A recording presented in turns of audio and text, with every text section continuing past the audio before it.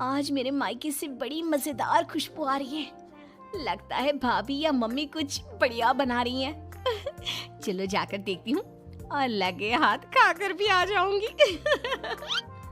मायरा घर से बाहर निकलने ही वाली होती है कि पीछे से उसकी सास आ जाती है। ओ मैडम, कहाँ निकली आपकी सवारी हैं? माँ जी, दरअसल वो ना आज मायके में भाभी को थोड़ा सा पेट दर्द हो गया है। बस वही तो एक अच्छी ननद होने का फर्ज निभाते हुए उनका हाल चाल पूछने जा रही हूँ मैं। कोई जरूरत नहीं है। रोज तेरे मायके में किसी न किसी की तबीयत खराब हो ही जाती है और रोज तू फुदक के चली जाती है।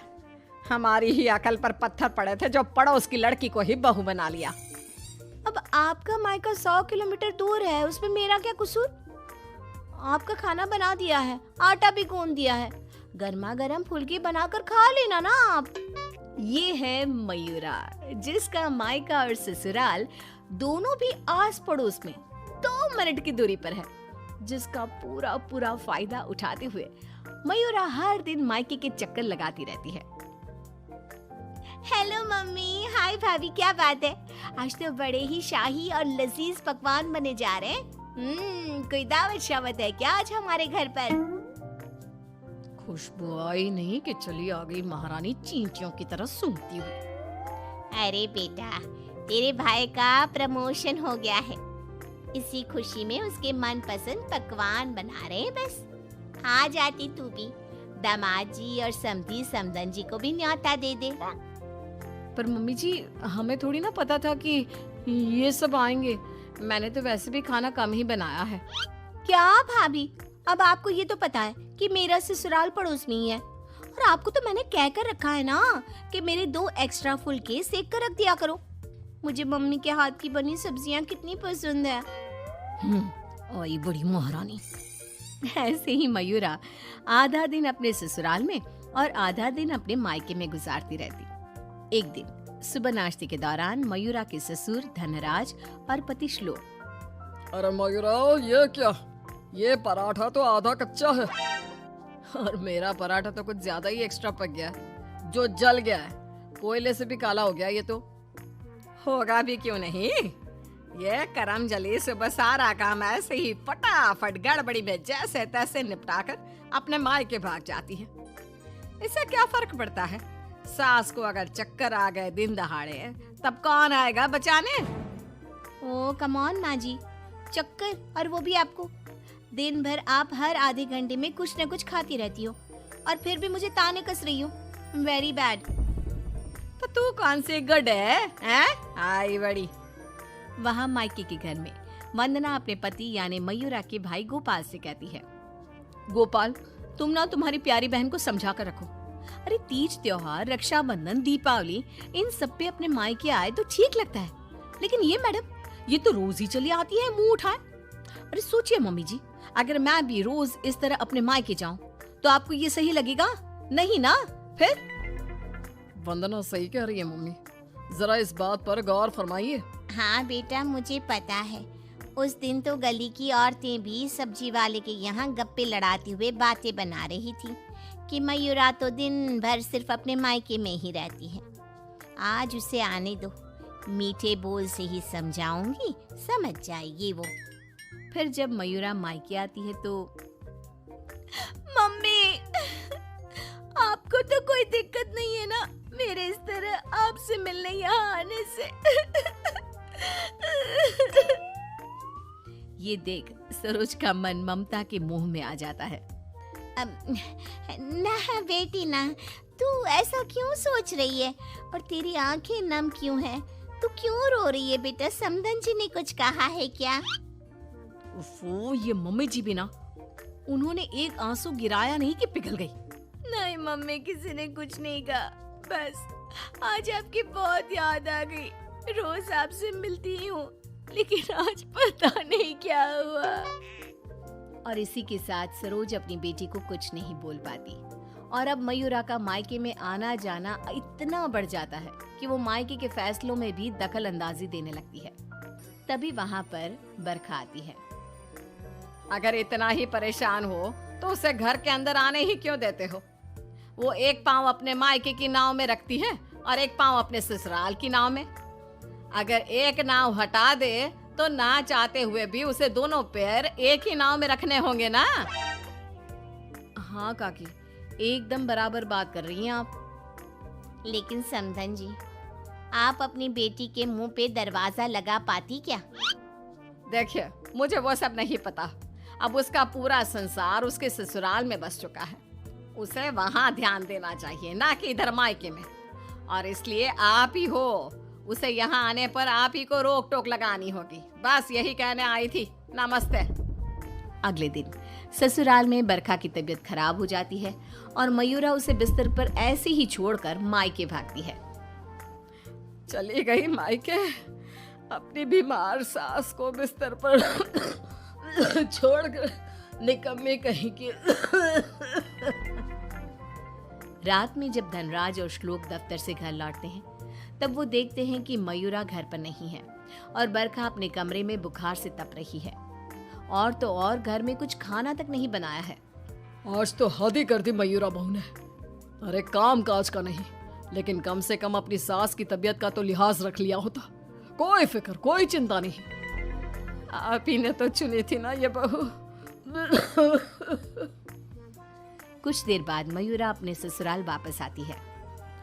मयूरा, घड़ी देखी तुमने? हाँ, घड़ी में 2 सुइयां एक साथ कितनी प्यारी लगती है ना। बिल्कुल आपकी और मेरी जोड़ी की तरह। मैं मजाक के मूड में बिल्कुल नहीं हूँ मयूरा। तुम्हारा ये मायके से ससुराल, ससुराल से मायके घूमने का तमाशा बहुत हो गया। ये सब कब खत्म होगा?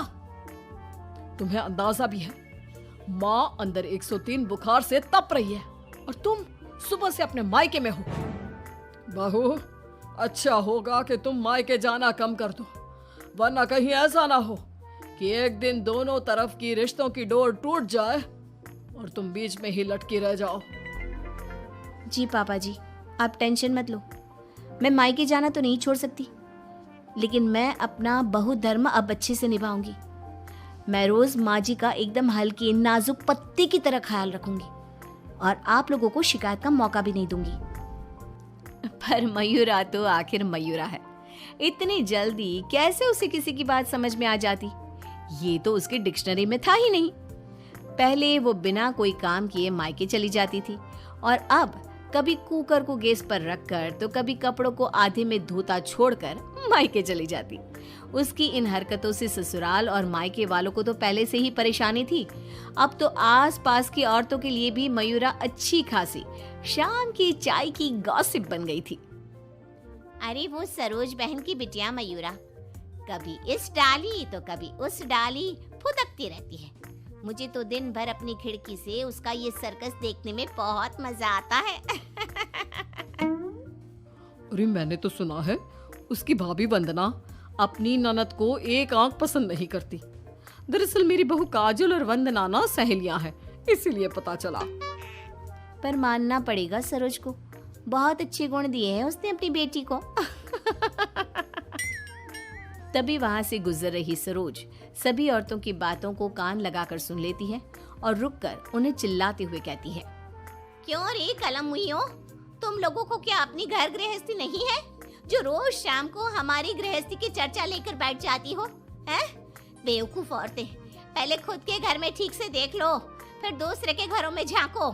क्यों सल्ला बहन, आपका बेटा तो रोज रात को नशे में धुत लुढ़कता हुआ घर वापस आता है ना? हमने कभी कुछ बोला?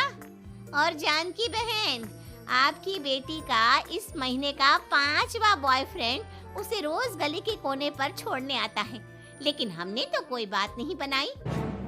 इतना बोलकर सरोज वहां से चली जाती है, लेकिन अब पानी सर के ऊपर जा चुका था और थक हार कर परेशान होकर दोनों परिवार वाले आपस में एक साथ मिलकर मयूरा के बारे में बात करते हैं। श्लोक, हमने बहुत बार कोशिश की कि हम मयूरा को रोके मायके आने से, लेकिन वो इतनी ढीठ है कि हमारी बातों को कान के पीछे ही डाले जा रही है। अब पता नहीं वो ये सब जानबूझकर कर रही है या फिर सच में। समधन जी, समधी जी, अब जो भी हल निकालना है आप ही निकाल सकते हैं। दामाद जी कुछ तो कीजिए। कुछ तो आपको करना चाहिए था सरोज जी। अरे बरखा, जैसे हम बहू को रस्सी से बांध कर नहीं रख सकते, वैसे ही एक माँ होने के नाते सरोज जी भी मयूरा को मायके में प्रवेश करने से नहीं रोक सकती। अरे उसने पूरा बचपन बिताया है वहां पर। लेकिन अब नहीं, अब तो इस सब का एक ही रास्ता है। जो काम मैंने 1 साल पहले नहीं किया था वो मैं अब करूंगा। ऐसा क्या कर लेगा तू बेटा? मुझे कंपनी की तरफ से चिरौलीपुरा में ट्रांसफर लेटर दिया गया था, वो भी दुगनी सैलरी के बेसिस पर। लेकिन 1 साल पहले आई इस ऑफर को मैंने मयूरा की खुशियों के लिए ठुकरा दिया था, क्योंकि अगर हम यहाँ से कहीं और जाकर शिफ्ट हो गए तो वो अपने मायके को मिस करेगी। तभी शादी भी नहीं थी, और अब ऐसा कुछ भी नहीं है। तो तुम ये कहना चाह रहे हो कि तुम सब यानी मयूरा के ससुराल वाले अब उसके मायके से दूर चले जाएंगे? जी हाँ, मैं इस ऑफर को अभी भी एक्सेप्ट कर सकता हूँ और फिर हम सब यहाँ से चले जाएंगे। अब हम और कर भी क्या सकते हैं? अगर मयूरा को अपने मायके जाने से रोकना है तो बेहतर यही होगा कि उसके पड़ोस के ससुराल को दूर ले जाए और उसके ससुराल वाले ही अलग जाकर रहे, जिससे वो रोज अपने मायके नहीं जा पाएगी।